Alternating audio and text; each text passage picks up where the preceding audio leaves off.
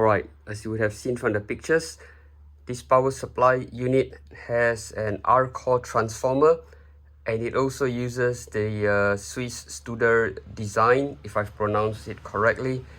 STUDER is how it's spelled. So that circuit board does the rectifying of AC to DC, as well as controls the voltage output to whatever is set on the potentiometer on the PCB. I'm not sure if it's a boost or buck circuit, but I'm going to guess it's a buck circuit.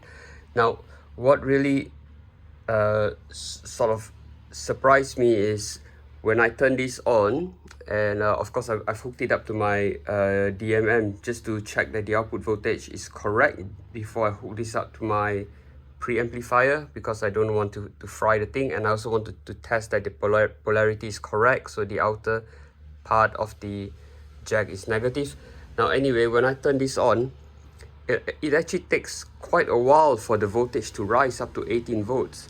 So that tells me that the capacitors in the unit are quite large in terms of storage capacity, in terms of the values in farad. So they're quite large, which is why they take some time to rise to the desired voltage. So I'm going to turn it on now, and you can see the even the LED takes time to reach full brightness, and it takes a few seconds for the voltage to reach 18, at which point it kind of hovers around there, which is good. So I can now use this with confidence.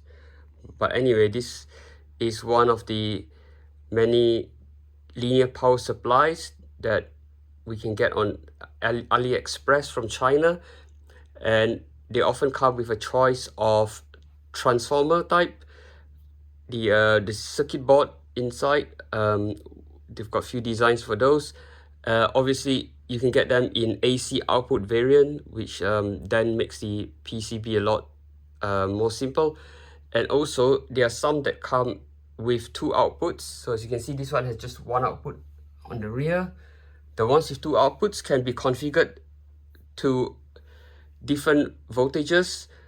So with those, you could actually power, say that your turntable motor with one output, and power your phono preamp with the other, whereas with this one it's just a single output. And they actually weigh quite a bit. What else was I going to say? The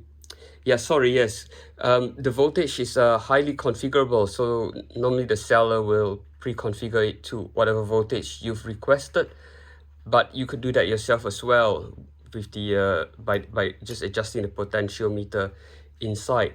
So now I'm mindful that the capacitor holds a bit of charge. I'm going to let the whole thing discharge before,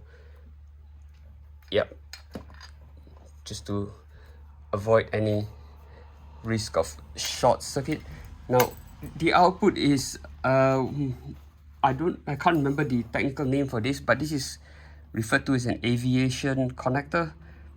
I'll mention the name of this in the description. Anyway, these stickers are stuck on by the seller after they've configured it based on my request. And also the way the transformer works internally is basically the input has two coils. So because it's got two windings on the input, it can be easily configured to accept 230 volts or half of that, which is about 120 volts. So it's quite versatile. That's it. Thanks for watching.